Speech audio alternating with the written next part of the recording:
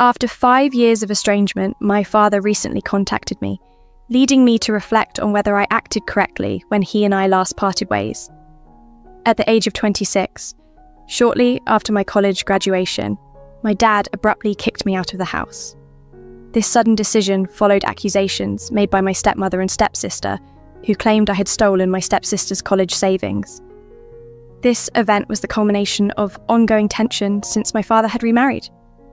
My parents divorced when I was 7, and by the time I was 15, my dad began dating Ellie, my future stepmother.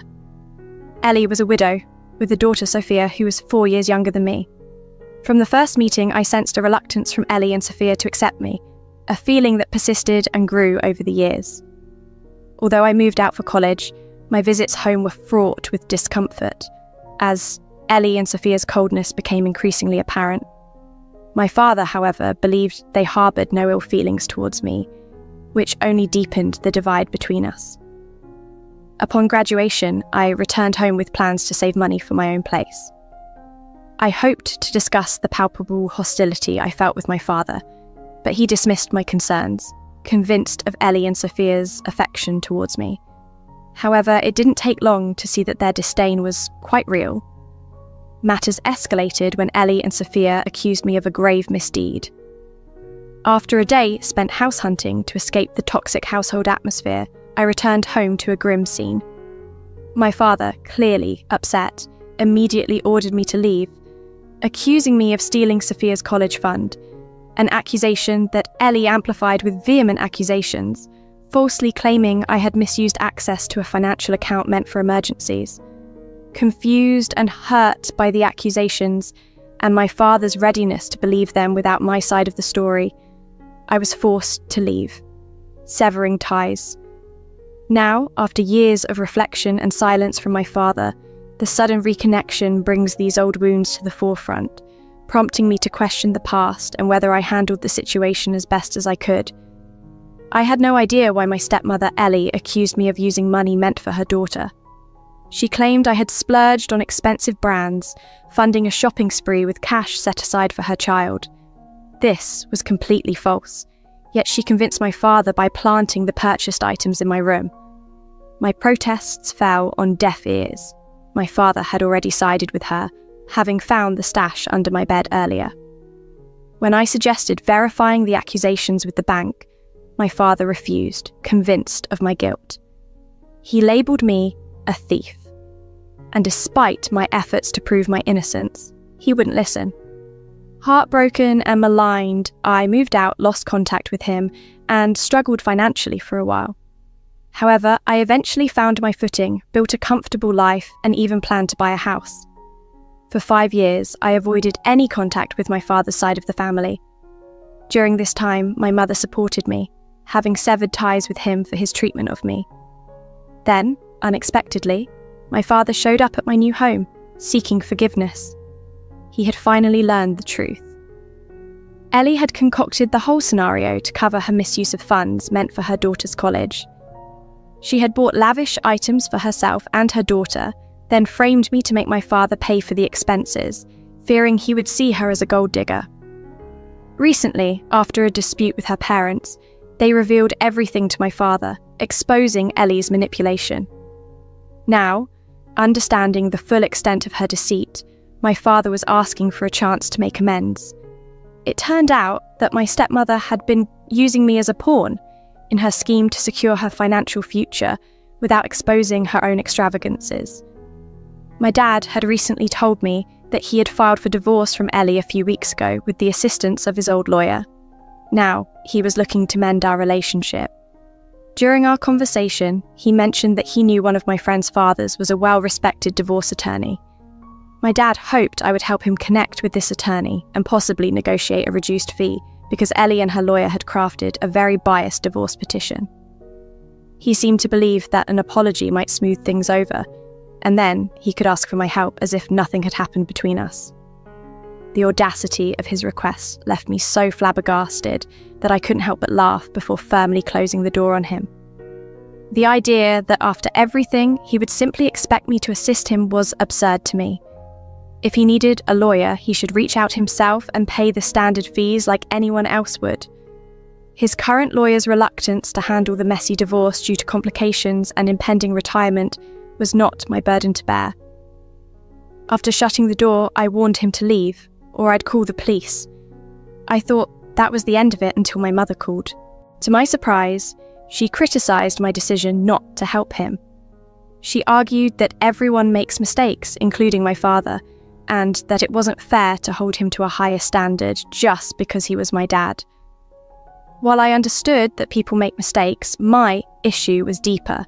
It stemmed from his choice to trust Ellie over me, his own daughter, and the hurtful things he had said when he drove me out of our home. Despite it all, he hadn't come just to apologise. He also came wanting my help. I suspected if he hadn't needed something, I wouldn't have seen him at all. It took him 5 years to acknowledge his mistake, and now he was back not just to make amends, but to ask for a favour. I tried to explain to my mother that my reluctance wasn't about his past mistakes, but about how he had prioritised Ellie over me, causing significant emotional pain. She insisted that his admission of his wrongs, albeit delayed, should count for something, and urged me to forgive him and be the bigger person.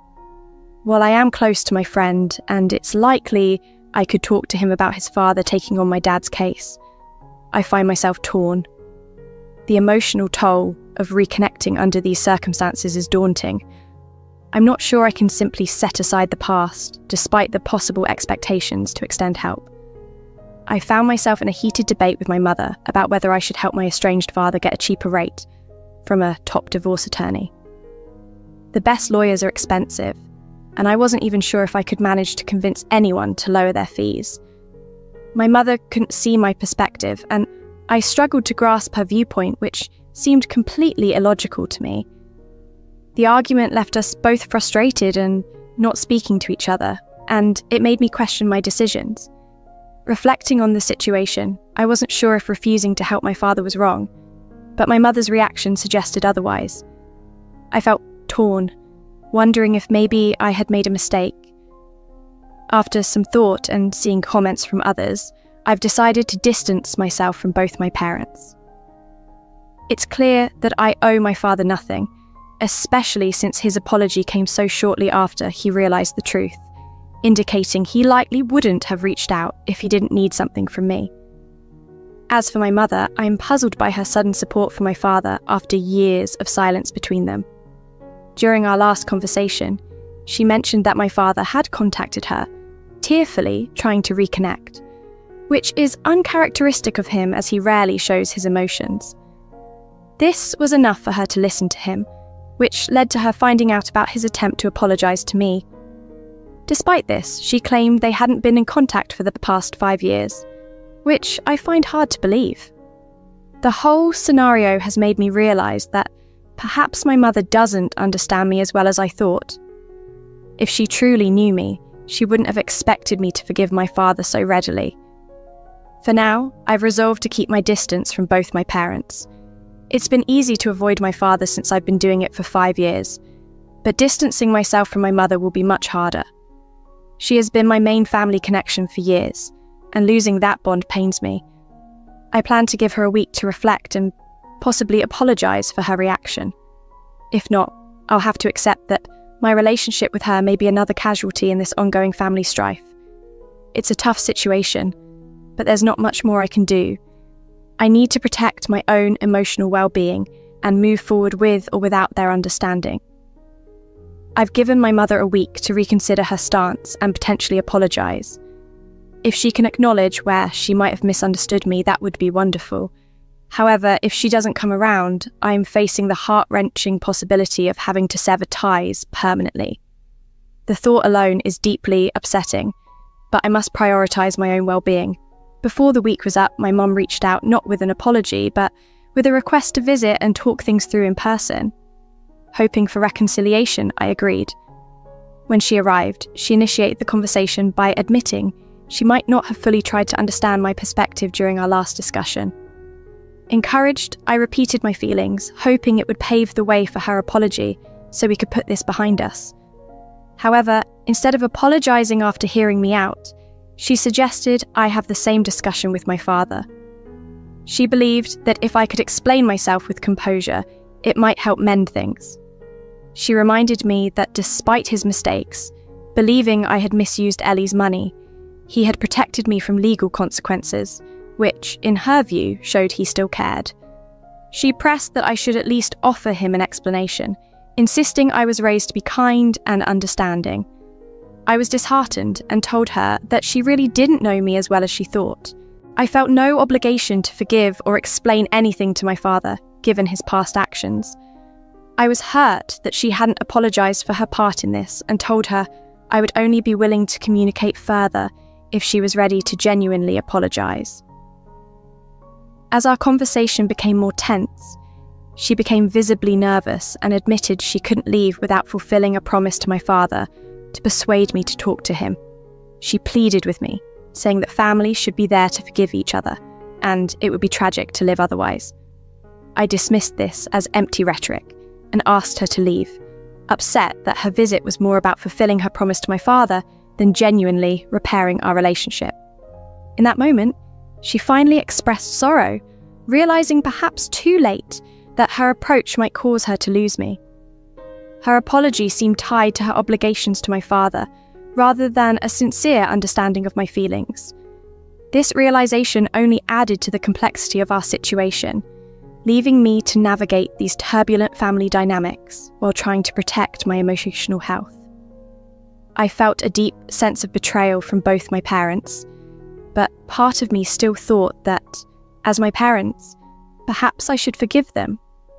They had, after all, done many things right in the past, and that should count for something. But when my mother tried to use this reasoning to justify her actions, it felt ridiculous to me. I confronted her about making promises to my father that she might not keep, stressing that it wasn't my job to help her fulfill these commitments. The conversation escalated when she admitted she couldn't leave because my father was outside, waiting in the car, hoping to be invited in. This revelation was the last straw for me. I had explicitly told her I didn't want to meet him, yet she disregarded my wishes, thinking she could persuade me otherwise. My frustration boiled over into anger, and I couldn't hold back my emotions. I yelled, telling her she was a terrible mother and declaring that I was done with her. Despite her tears and apologies, my mind was made up. The argument dragged on for about 15 minutes before she finally left, and as she did, I warned her that any return visit from her or my father would prompt me to call the police. After she left, I even considered speaking to a lawyer about obtaining a protective order against them. Then, out of nowhere, another unexpected event unfolded today that added to the chaos. I was enjoying a day off at home, planning a quiet day, when Ellie and her daughter Sophia appeared at my doorstep. Initially, I was ready to send them away immediately, and even started to dial the police. But Ellie quickly interjected, insisting she wasn't there to cause trouble, but rather to reveal some truths about my father, and explain why my mother had suddenly sided with him after years of silence. Her presence was as unpleasant as ever, and initially I had no desire to hear her out. Yet, something she mentioned about my mother caught me off guard and piqued my curiosity. Reluctantly, I listened as she stayed outside, refusing even to enter my house. Ellie shared that a couple of weeks ago, her parents had disclosed some critical information about the incident that had happened 5 years ago to my father, which sparked a series of unexpected revelations and confrontations. This twist in the story was surprising. I hadn't anticipated Ellie, of all people, would come forward with information potentially explaining recent tensions and alignments within my family. Her news was unexpected, complicating my feelings about the family dynamics I thought I understood. Ellie revealed that she had stopped sending money to her parents because my father was no longer giving her the kind of financial support she wanted.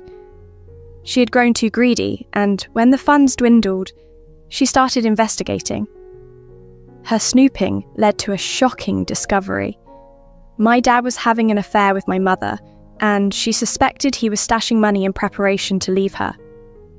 Determined to not be left empty-handed, Ellie decided to stay with him, planning to initiate the divorce on her own terms eventually. However, my dad uncovered her plan, sparking a massive fight that exposed their true motives to each other. Under normal circumstances, my dad could have easily divorced Ellie without much loss, but his own infidelity complicated things. Ellie hadn't worked in 10 years, and she crafted a divorce petition to her advantage, which my dad contested fiercely. Ellie told me all this because recently, my father had threatened her during a phone call, warning her that I was supposed to connect him with a powerhouse divorce attorney, which would leave her in a disadvantageous position. He was bluffing, but Ellie, fearing the worst, decided to tell me everything. I was stunned by these revelations, but they explained my mother's odd behaviour and sudden alliance with my father. After sharing the details, Ellie left it up to me whether I wanted to assist my dad or not. For once, Ellie had actually been useful to me, and I was oddly grateful for her honesty. But this was the final straw with my parents. I couldn't believe my mother had tried to manipulate me into giving my dad another chance for her own selfish reasons. My parents were truly suited for each other, and I was better off without them in my life. I'm living on my own and genuinely enjoying the peace. Occasionally, I miss my mother, but I quickly remind myself of her betrayal, which makes it easier to cope with her absence. I've heard through relatives that my dad and mum are back together and that his divorce with Ellie was finalised a few weeks ago. There's a wedding planned soon, and although I've been informed about it in case I wanted to reconcile, I have no interest in attending or mending things with them. Life on my own has been fulfilling and peaceful. I'm content with where I am, far removed from the drama and manipulation that once dominated my life.